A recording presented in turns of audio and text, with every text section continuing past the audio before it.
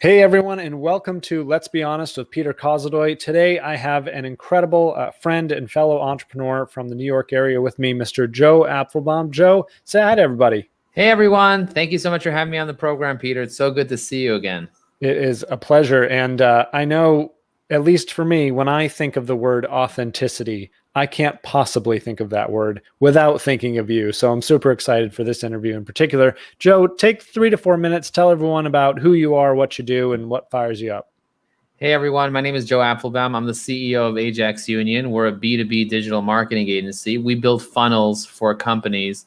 And one of my personal strengths, if you've ever done Strength Finder, is there's 34 human strengths, and you do the assessment. We make sure all of our employees do that. One of my personal strengths is strategic, which means coming up with solid strategies, coming up with solid plans for people that want to have a really good life and businesses that really want to be profitable and successful. So what fires me up is being able to see other people live the life of their dreams and being able to see other people build companies in a meaningful, strategic way, because as Tony Robbins says, the right strategy will save you a decade. So that gets me really excited.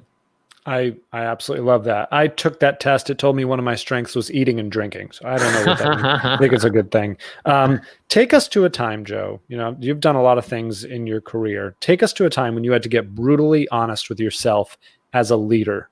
What was the situation? It could be personal, business, family. And what did you do? What happened next? Yeah, so fortunately, when I started Ajax Union, I had a lot of really good support, really good people around me, really great partner, and a really good product to offer. So we were fortunate enough to build one of the fastest growing companies in the US. We were number 178 on the Inc. 5000, and then it was the Inc. 500 in 2012.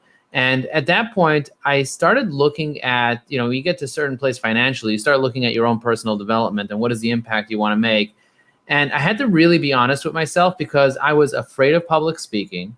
I was afraid of being authentic and networking. And I was 265 pounds. I'll say this again. I'm 5'10", 265 pounds. I was a 42 stretch pants from Costco.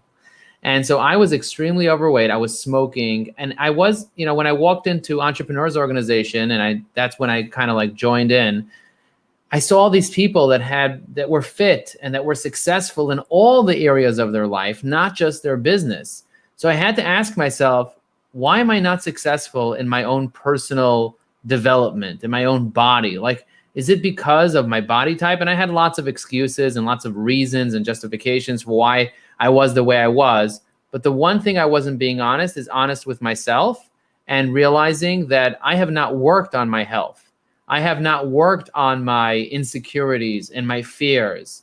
And that is exactly what was stopping me from really being able to make the impact that I'm making today, being able to really share and express myself openly. I was shy, I was scared, but it wasn't because I didn't have value to add to the world. It was because I didn't work on that area of my life. I was so busy working on trying to become financially independent that I totally ignored all those other areas of my life. And it quickly caught up with me because they say that money exaggerates everything. And I've found in folks that I've analyzed and in myself that is 100% true.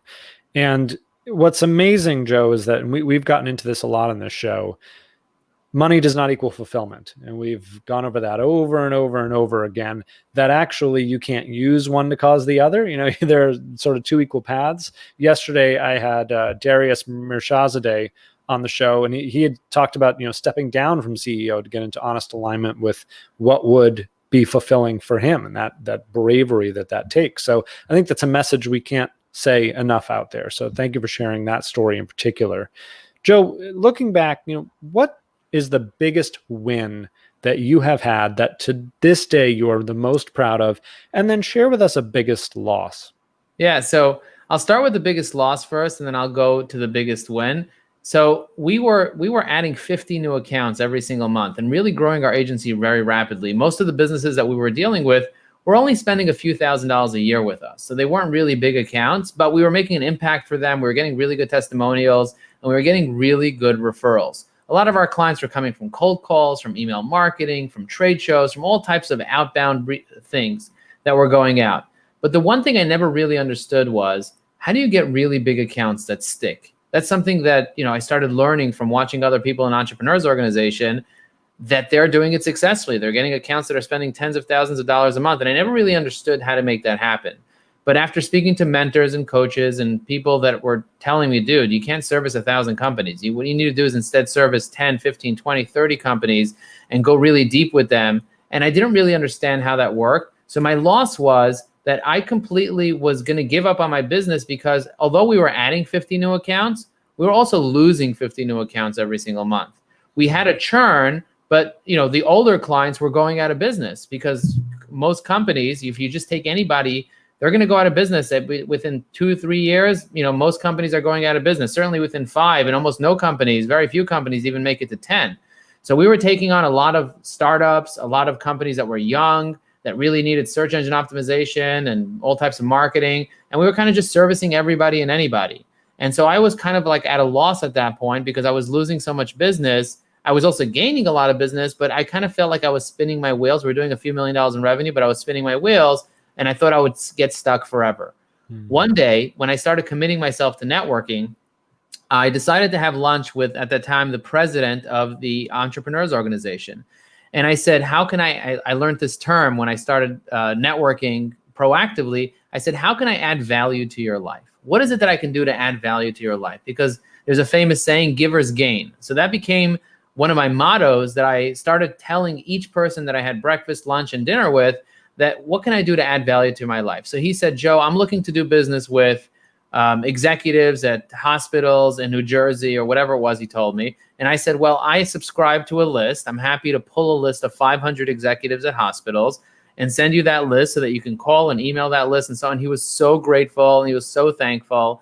And he's like, what can I do for you, Joe? I said, well, we're looking to work with companies that are a little bit bigger in size, because I'm looking to pivot my business and do business with fewer companies that are larger. I'm not really sure even how to get into those companies.